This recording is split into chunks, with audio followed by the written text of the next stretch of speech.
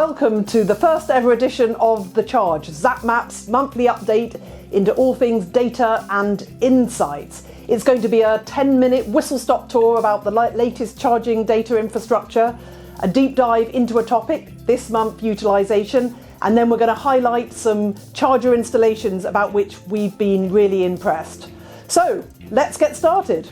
As we're now halfway through 2023, it feels like a great time to take stock and think about where are we with the charging point infrastructure. So Jade, how is it? Is it as bad as the press makes out? Well, we currently see that we've got 44,000 charge points out there across the UK at the moment, and that's spread over 25,000 locations. If you look at that as a growth rate, that's up 36% on this time last year. So there is a really good growth of charge points that are going in. Yeah, and what about the pace? Are we seeing a kind of pick-up of the pace in terms of actually installations to start really ramping up this charge? We absolutely are seeing a pick-up of the pace. So for the first 6 months of last year, we were installing 900 devices on average every month that were going up on Zapmap. If you compare that to the first 6 months of this year, it's now 1,600 on average, which is an increase of over 80%. So certainly we are seeing that its pace of installation really ramping up. Great, and then if we carry on at this rate, I think we'll get to around 50,000. 50,000, yeah, well, 50,000, that's a great milestone. And of course, we know we can't just focus on the number of chargers because it masks all sorts of different charging use cases and nuances of the market, and there are different growth rates in the different power rating, different types of chargers. Yeah, if you look at the sort of who's the star of the show, I suppose is the question. It's got to be the ultra rapids at the moment. And when you look at how those are going in the ground, they're generally in hubs of rapids and ultra rapids. If you look at those which have got 6 or more devices, then at this stage we've got 170 locations across the whole of the UK. This time last year there was only 79. Whoa. So real growth in that area. I mean, that is such a good news story. And, talking to the charge point operators, we know that there's a lot more coming in the pipeline.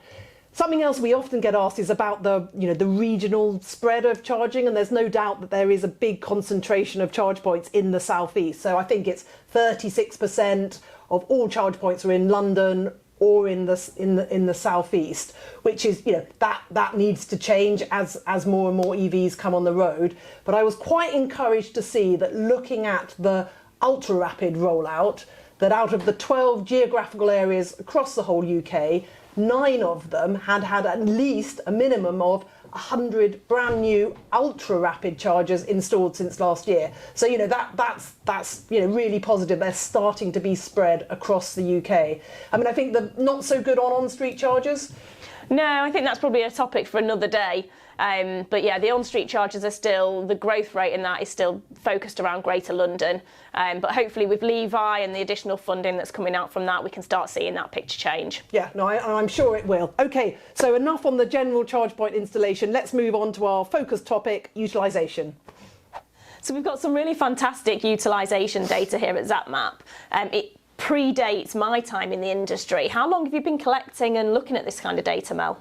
Well, I mean, we've been tracking utilisation ever since we had our first integration with a charge point network, but that was a long time ago, and it's really in the last 5 years or so that we've been looking at it in earnest, tracking the patterns and thinking about what it means. So it's actually great to get some of this data out into the public domain through this report we've recently done with the Green Finance Institute. Yeah, it's been a really enjoyable part of my time here at Zapmap working on this report with the GFI and getting that data out and into the industry. I think it's been really interesting. It looks at how the utilisation has changed over the last few years, looks at how that's split by the different types of power ratings. And I think really crucially, it's been a really good talking point already since just getting it out last week across the industry and moving us on from just talking about how many BEVs there are to the number of public charge points to actually looking at something else that's a little bit more interesting. Yeah, no, I think that's right. And I think the key takeaway that I took from it was that all the way from the different power ratings actually had very similar utilisation rates. So all the way from the on-street chargers, the slower chargers, up to the on-street ultra-rapid chargers, the utilisation, time-based utilisation, only changed from 13% to 16%. And of course, what that covers up is very different charging patterns. So from the slow chargers, maybe 8 hours of charging, but much less frequently, versus the high-powered ultra rapids. They were up at maybe 40 minutes, but very frequent charges, or more frequent charges. Yeah, so I think when you look at it like that, you're then thinking, okay, well, what does it mean for the kind of, where's the sweet spot of that utilisation, and how does that vary? And I think one of the things we talk about briefly in the report is that for the on-street and the slower chargers, that could be very close to where it sits currently. You want to make sure that availability is really there for people to be able to plug in, leave their vehicles overnight. Whereas you've probably got a lot more scope on those en route, those faster charge points where the turnover is kind of every 40 minutes. So I think it really does show the difference and what we could look for in the network going forwards. Yeah, and I think that's right. And of course, when that is on the time based, and then when you look at the energy based, you can see that there's a lot of scope in the industry for more utilisation for the ultra rapid chargers as we get more electric vehicles with better charging capability and we get more throughput of power. There's more power coming through to those charge points.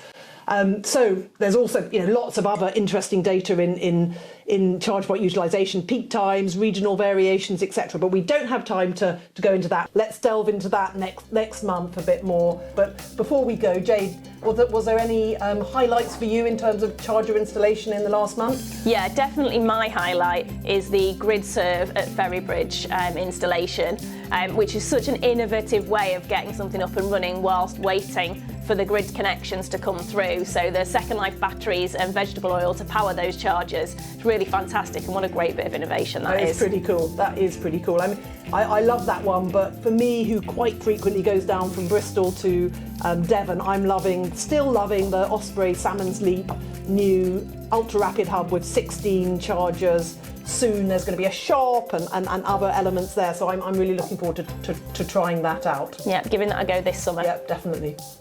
Well, that's it for our first episode of The Charge. I hope you found it useful. We'll be back early next month with another session. If you haven't already, do sign up to our monthly business newsletter. If you are a business with any EV charging data or insights needs, do get in touch. Until next time.